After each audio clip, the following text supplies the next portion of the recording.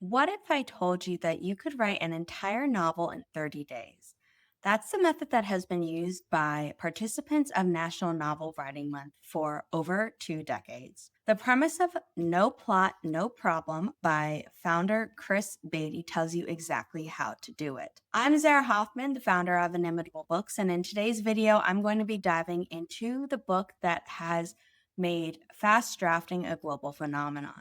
Chris Baty is the founder of NaNoWriMo, or National Novel Writing Month, which challenged writers to write 50,000 words in the 30 days of November. No Plot, No Problem is his guide to making that happen, and it's become the unofficial manual for hundreds of thousands of writers who participate in Nano every year. Now, if you're aware of NaNoWriMo's troubled last few years, you might be confused to why I'm excited to be making this video. The organization had some serious problems.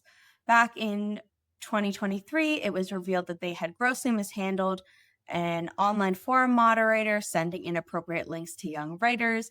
And then their team called anti-AI writers ableist. But here's the good news. This year, 2025, marks the launch of NaNo 2.0, which is run by people from the original organization and headed by founder Chris Baty himself, who had left the old organization back in 2012. He wasn't involved in any of the recent problems. The new site has a great FAQ section, and it covers some of those issues, including a commitment to being anti-AI. So rest assured that this NaNo 2.0 is not continuing the errors of the closed NaNoWriMo organization. Throughout this video, I'm going to do my best to refer to the old organization as WRIMO, the new revived event as NaNo 2.0, and the challenge as National Novel Writing Month. But if I ever slip up, please know that I am almost exclusively talking about the first version in its positive light before it went bad. And that is the period that this book was written. Now that we've gotten that out of the way, let's talk more about this title. What I love about this book is that it's not precious about the writing process. Baty fully acknowledges that whatever you end up producing in the 30 days of November isn't going to be polished, and it might not even be good. And it will definitely need revision. But his argument is simple. Finishing a messy draft is better than perfecting one chapter that goes nowhere. This is about quantity leading to quality. It's about silencing your inner editor long enough to discover your story, and a creative freedom that comes from writing without a safety net. At its core, this method is brutally simple. You write 1,667 words every day for 30 days, and then you'll have a 50,000 word novel by the end of the month. On a recent live stream, our author Becca C. Smith pointed out that the 1,667 daily word count goal came from simply dividing the 50,000 words by the 30 days of November. The actual goal is the 50,000 word draft at the end of the month, not the daily word count goal. So keep that in mind as I continue to talk about the daily goal, because that's what's emphasized in the book. The new NaNo 2.0 actually allows participants to set their own goal, and they no longer even require you to start a new novel starting on November 1st, which I think is fantastic. But like I said, we're going to be discussing what was written in this book. Baty breaks down how to write those 1,667 words every single day. He talks about how you should be prepping for this challenge in the month of November. But interestingly enough, that doesn't include outlining your novel. He encourages what he calls half-assed research. You should skim a few books about your book setting or jot down some character names. Really, you're just trying to get excited about your idea, but you shouldn't be planning too much because, according to him, planning is where novels go to die. His philosophy is that once you start writing, your story will reveal itself, and too much planning creates pressure to follow a predetermined path. Now, if you've seen my video about outlining, you know that I disagree with him on this pretty strongly. I think outlining is incredibly valuable, but this book is still a great read because it motivates you to get things done rather than procrastinating. And honestly, even if I disagree with the no planning approach, the core message about finishing and not letting perfectionism stop you is invaluable. So yes, I recommend outlining, but I also recommend you read No Plot, No Problem, because sometimes the best thing you can do is just write, even if you haven't planned every detail. He breaks down the 30-day challenge into 4 weeks, and understanding the emotional patterns that those weeks have can help you prepare for what's coming. Week 1 is pure exhilaration. Everything is new, your idea is fresh, and hitting 1,667 words every day is easy because you're just introducing your world and your characters to yourself and the page. You're excited about your story, the words are flowing, and this is the honeymoon stage. Week 2 is where most people crash. The novelty has worn off, you're not sure where your plot is going, and the daily word count of 1,667 words is starting to feel like a marathon instead of an easy sprint that you can complete each day. Baty calls this the week 2 wall and offers specific strategies for a push. The key is to create momentum for when you feel stuck. Week 3 is what he calls the great slog. You are in your muddy middle of your manuscript and you're feeling exhausted. Your word count might be behind the daily goal and you're starting to think your novel is terrible. But his advice is you keep writing anyway and you give yourself the permission to write badly and perhaps the worst sentence you've ever written, but then you keep going. You don't stop to fix things. You don't go back and revise. You just keep moving forward. Week 4 is the home stretch. You can see the finish line, and even though you're tired, momentum carries you through. This is where Baty encourages you to start writing out of order if you're not already a writer who does that. Summarize scenes instead of drafting them fully, as long as you can still get over that 50,000 word threshold. When I first started my personal YouTube channel back in July 2020, I was trying to do daily NaNoWriMo vlogs like so many other author tubers. And some of those author tubers include our authors Becca C. Smith, Holly Davis, and Kate Kavanaugh. And you can definitely see that emotional trajectory that Baty describes in No Plot, No Problem in their videos. You have the excitement of week 1, the struggle of week 2, the push through week 3, and then the final sprint of week 4. What really sets this book apart is how much permission Baty gives you to write absolute garbage. He dedicates entire sections to celebrating bad writing, embracing cliches, plot holes, and inconsistencies. His argument is that your inner editor is the enemy during the drafting phase, and the only way to silence it is to write so fast that it can't keep up. He also says that you should do certain things that he calls Magna Carta moments, where you put placeholders in brackets and then keep moving. Now, I don't really know why he calls them this because the Magna Carta was an incredibly important document, but the idea you keep your momentum at all costs. The goal isn't to write well in November, the goal is to write,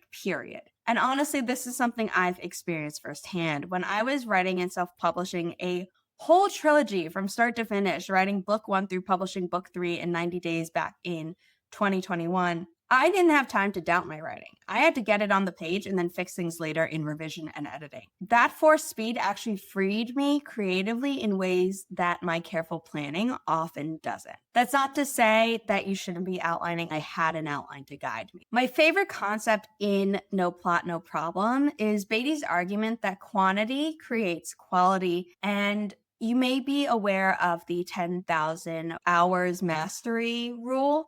If you do multiple NaNoWriMos, you might get to the same 10,000 hours that someone else would in a longer period of time. For you, it's a shorter period of time, but you get what I mean. When you're writing 1,667 words a day, you don't have time to second guess every sentence. You have to trust your creative instincts.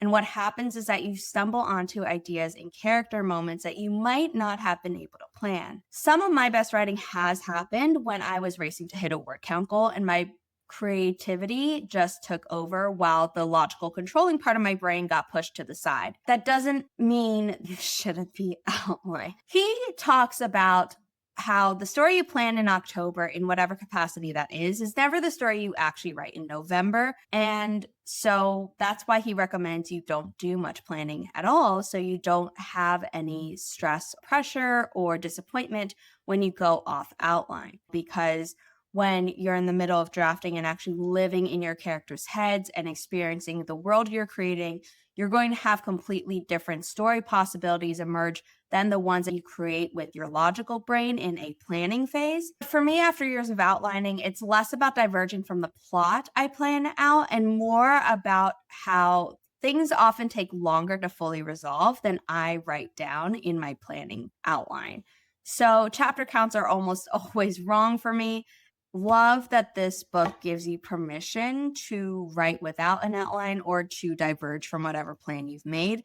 I just disagree with it saying that you shouldn't have a plan at all. One thing Baty emphasizes throughout the book is the power of community. Nano isn't just about the individual word counts. It's about the other writers around the world who are all working towards the same goal at the same time.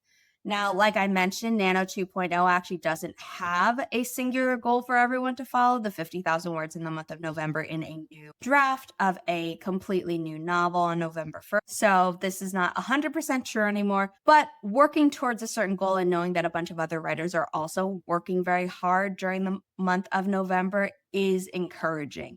If you find writing buddies, attend write-ins, and share your progress publicly to get accountability, the camaraderie with other writers makes the impossible feel doable. And though it's obviously not always November or National Novel Writing Month, the AuthorTube community here on YouTube has been invaluable to me over the last 5 years. I met our author, Jesse Elliott, back in 2020 when we were both looking for critique partners for our books. Mine was for my debut novel. Hers was for a much earlier version of the title we ended up publishing, The Devil's Waltz. She had the first Wander Writers Retreat very soon, and yet it wasn't until lockdown in 2020 that I really discovered AuthorTube. These are the people who encouraged me to make my own channel and were the ones cheering me on as I finished undergrad, did the marathon of the Stellar Blood trilogy that I mentioned earlier, and also supported the creation of Inimitable Books. They continue to support Inimitable Books to this day, and for that I am forever grateful. But all this is to say that while writing can feel very isolating, community is honestly the best part of Nano, and I say this as an introvert. The old NaNoWriMo website used to have community forums, which is where some of the problems were. They also had cabins in the summer once they started doing events in April and July called Camp NaNoWriMo, where you could join a small group and the collective word count on a graph for your entire group. These features aren't part of NaNo 2.0's site, but they do recommend other sites that you can use to track your progress. One of their recommendations taken up by our corner of the AuthorTube community is TrackBear.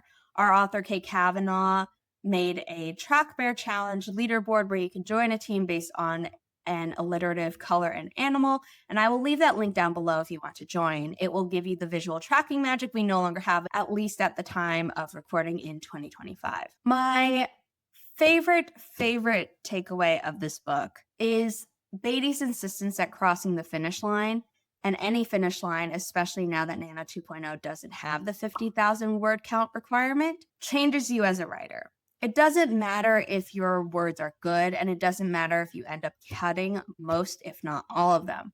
What matters is that you prove to yourself that you could reach the end. So many writers spend years working on the same chapter and revising and perfecting it, but then never moving forward. And this book teaches you that finishing is a skill, and that, like any skill, you get better at it. For so long, I personally never finished a draft until I found NaNoWriMo back in the early 2010s. In the Writish podcast that I co-created with my friend Kelly Wright, who is our author under the pen name Veronica King, we regularly talked about how important it is to finish a project, even if it's one that is never going to see the light of day. I will drop a link to our podcast down below. So how do you actually apply Baty's method to your own writing? You start by trying the challenge. In this book, he talks about how you should be preparing in advance, not just checking for character names and a little bit about your book's setting, but also finding time to write, figuring out meal plans, stacking, all those things. And you need to do that so that you can actually commit to writing your daily word count. But once you do that, see what happens. You don't have to publicly tell people on the internet. You don't have to officially join the NaNo 2.0 event. Just give yourself 1 month to see if you can draft an entire novel. The way to set yourself up for success, like I mentioned, is to block out your writing time in advance. Baty recommends that you should write the same time every day so that it becomes automatic and routine to be creative at a certain time. That's not always possible, but the idea of valuing your writing time is great. Remember that you need to give yourself permission to write the worst first draft you've ever written. Your only job is to hit 1,667 words every day if you are following a traditional NaNoWriMo challenge. Quality is not part of the assignment. If you start getting stuck, check out Baty's Week 2 survival strategies. You can use them whenever you hit a wall, even if you're not doing the official challenge. When you get stuck, he recommends you introduce a new character, kill off a character, or have a protagonist make a very bad decision so that there are consequences. These aren't necessarily sophisticated plot moves, but they create instant forward momentum for the story and yourself. You can also jump to a scene that you're excited to write, even if it's chapters ahead. Write out of order if you have to. Summarize the boring parts in brackets, like I mentioned in what he calls Magna Carta moments, and move on to the good stuff. And if you're tempted to go back and revise earlier chapters, make a note about what needs to change, but then you keep drafting. Revision is for December and not November or whatever month you have chosen to try this challenge. Admittedly, I'm not someone who's very good at writing out of order. The only time I tried this was for a fight scene in Obscure Origin, which was the first book in the Stellar Blood trilogy. And I wound up having to completely rewrite it, all 4,000 words, because when I finally went back and wrote the part that I had skipped, I realized that it made no sense for the doors on the alien spaceship to work like normal human doors. And so the whole fight scene had to change. But I'm currently drafting my own spy thriller novel as part of Kate Kavanaugh's 100 Days to 2026 challenge. It has its own track bear leaderboard, which I will also leave linked down below. And it started before either of us knew about NaNo 2.0's existence. The nice thing about TrackBear is that you can be part of multiple challenges, log your project, and have it show up everywhere. So that is a nice feature. This video is not sponsored by TrackBear, and I just really like it. Anyway, during this challenge, I actually did write something in brackets and then skipped ahead to the next part of the plot because I did not want to lose my writing momentum by having to research the ins and outs of a sensitive and upsetting topic. Another technique worth trying is what Baty calls quantity writing sessions. You set a timer for 30 minutes, turn off your internal editor, maybe your internet, and write as fast as you can without stopping. You don't fix typos, you don't rethink sentences, you just let your fingers move and see what happens. The goal here isn't to produce perfect prose. The goal is to access a creative flow state where your subconscious takes over. If you're new to this channel, I host productivity sprints here on Thursday afternoons and Sunday mornings, plus over on Twitch on Tuesday and Friday afternoons. These help me and any of our attendees get a lot done. Finally, something I didn't mention earlier is that Baty emphasizes the importance of celebrating your wins. Every time you hit a milestone, whether it be 1,000 words, 5,000 words, 10,000 words, 25,000 words, or the full 50,000 words, you should be celebrating it.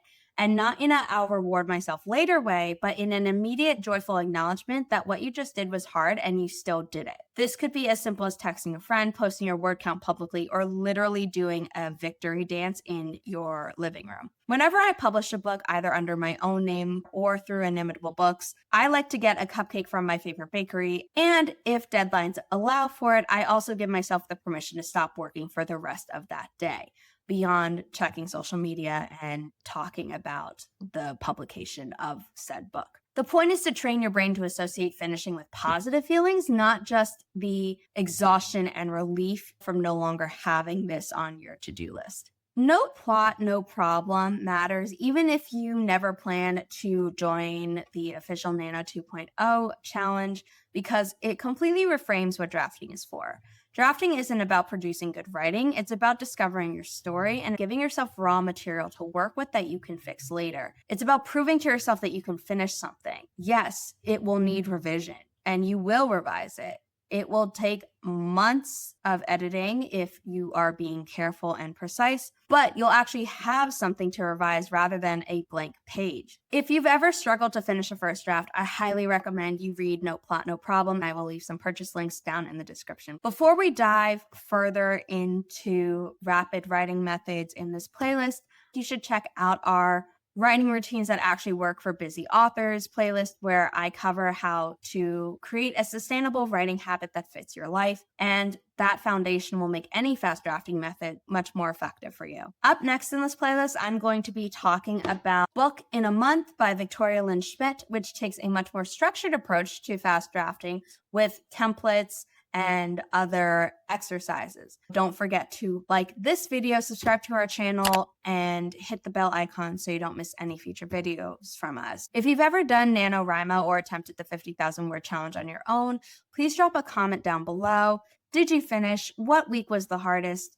And what did you learn about the process? I'd love to hear your stories, and I am so excited for this NaNo 2.0. In the meantime, thanks for watching, and I will see you in the next video.